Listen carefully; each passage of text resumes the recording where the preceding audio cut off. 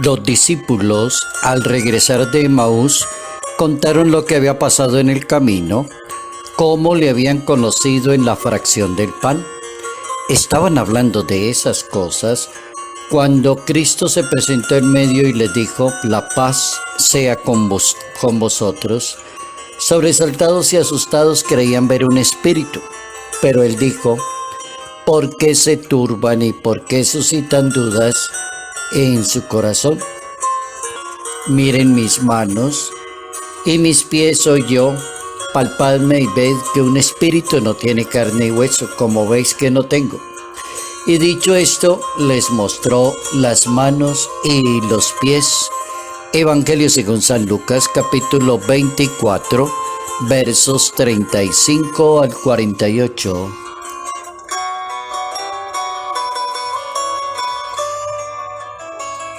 ¿Por qué surgen dudas en el corazón de los creyentes, de las personas? Notas amables a la palabra de Dios, jueves 21 de abril, año 2022.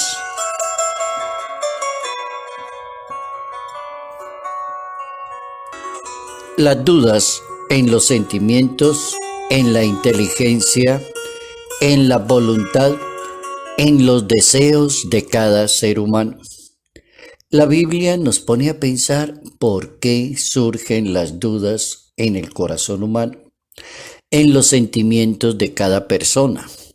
En el campo religioso, la resurrección del Maestro de Nazaret tenía que suceder como una antesala, el dolor, el sufrimiento y el martirio de una cruz, para poder entender un mensaje de salvación y de misión en la misma iglesia.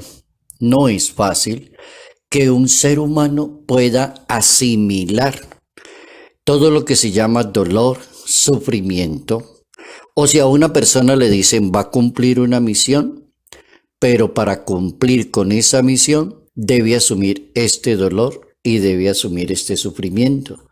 Van a suceder tantas cosas. La persona lo pensaría más de una vez. Los discípulos estaban encantados con Jesús de Nazaret, sus palabras de sabiduría, su talento, su inteligencia, su grandeza, su potencia de Dios. Pero ellos no esperaban un maestro que terminara colgado en una cruz, que el cadáver desapareció y no se sabe dónde está, que algunos se fueron de Jerusalén, pero regresaron de Emaús. Ese es como la posición del pensamiento. No lo fue para los discípulos de Emaús. En nuestra experiencia, muchas personas no pueden entender el valor del sufrimiento para poder cumplir con la salvación. Propone alguien pensar en las dudas del corazón ante lo que sucede a su maestro, el Nazareno. Abre la inteligencia del ser humano para que pueda cumplir con la misión. Entonces, ante las dudas del corazón, ante las dudas de los sentimientos, ante las dudas de la fuerza de voluntad, ya encontramos una primera respuesta. Y la primera respuesta es que Dios abre el entendimiento. Cuando la persona permite que el Espíritu de Dios, la gracia de Dios, lo guíe, cuando la palabra de Dios es leída despacio, de una manera orante y reflexiva, cada persona puede aprender mucho para abrir la inteligencia y el corazón. La duda no puede ser el principio del conocimiento. Uno no puede entrar a decir como el filósofo: yo dudo para poder entender, o yo dudo para poder explicar el concepto, una idea. No. La teología no comparte esa teoría. La duda no puede ser el principio único del conocimiento. En nuestra experiencia, el conocimiento se va dando por las certezas, por las realidades, por las incertidumbres. Cuando entramos generalmente a una casa, por ejemplo, lo hacemos por la puerta y eso no tiene dudas. Lo primero que pregunta una persona es: ¿dónde está la puerta? Si una persona necesita algo, entonces pregunta directo, no con la duda. Pregunta, ¿dónde está tal cosa? O sea, tenemos la certeza de la fe en Cristo resucitado. ¿Por qué? Porque la historia lo demuestra, porque es una tradición milenaria, porque ya van 21 siglos de experiencia de la resurrección del Maestro. Entonces la pregunta sería, ¿será que 21 siglos no le sirven a una persona para hablar de la resurrección de Cristo? Él tuvo que padecer y morir para resucitar. Abrió la inteligencia para que comprendieran y se encargó muy bien de eso una vez que resucitó.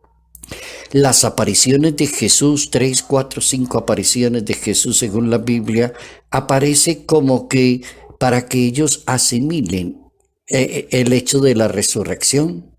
Abre la inteligencia humana y provoca que estos señores sean testigos de la muerte y resurrección de Jesús de Nazaret. Entonces aparece una segunda cláusula que se convierten en testigos, serán mis testigos, testigos fieles del resucitado. Y para poder ser testigo fiel de un resucitado, hay que amarlo por encima de todas las cosas. Eso es importantísimo. Abrir la inteligencia, y eso lo hace Dios. Despertar los sentimientos, y eso lo hace Dios. El testigo es alguien que ha visto, que recuerda y que cuenta ese acontecimiento. Luego la persona tiene que preocuparse por ser testigo de Jesucristo, no un intelectual de Jesucristo, porque un intelectual puede asimilar cantidad de elementos de juicio en una Biblia, saber los idiomas que corren en una Biblia, el griego, el hebreo, manejar la situación, la literatura bíblica. Claro, se le aplaude, sabe mucho de Biblia, pero no es testigo. El testigo, decía el Papa Francisco, es la persona que ha visto, que recuerda, que cuenta. O sea que ver, recordar y contar son como los verbos que describen la identidad y la misión de un testigo. Ahí aparece ya la identidad. La identidad y la misión de una persona que es testigo de Jesucristo está ahí en ver, recordar y contar los acontecimientos. Entonces se involucra en la vida de Jesús de Nazaret. Ahora el contenido. ¿Cuál es el contenido de un testigo? El que va y lo entrega. Es el contenido, digamos el querigma, como se entiende así en la Santa Biblia con esa palabra tan corta. Querigma, primer anuncio, testigos de la pasión, muerte y resurrección. San Pedro le decía a sus ciudadanos, es que somos testigos y vengo a hablarles de Jesús de Nazaret, el que hizo tanto bien, murió, lo colgaron en una cruz, resucitó y nosotros somos testigos. Ahí nace la palabra testigo. El contenido de un testigo no es una teoría, no es una ideología o un complejo sistema de preceptos, prohibiciones.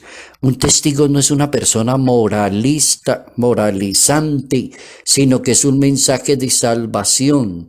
Está anunciando es a Cristo resucitado, viviente, salvador. Él puede ser testimoniado por quienes tienen una experiencia. Luego, si no hay una experiencia, es difícil que puede ser testigo. Tiene toda la razón el Papa Francisco. Si no hay una experiencia de Dios, si no es una persona de oración, si no es una persona de la lectura de la palabra, si no es una persona sacramental, tiene el bautismo, la Eucaristía, la confirmación y asiste a la conversión en la penitencia, no logrará ser un excelente testigo. Hemos aprendido hoy la importancia que tiene de ser testigos de Cristo. ¿Por qué surgen dudas en el corazón de las personas? ¿Cómo lograremos ser buenos testigos del Maestro? Identificándonos con Él, con la palabra y dejándonos guiar por el Espíritu Santo de Dios. Salud, paz y bondad, bendición en el nombre del Padre, del Hijo y del Espíritu Santo.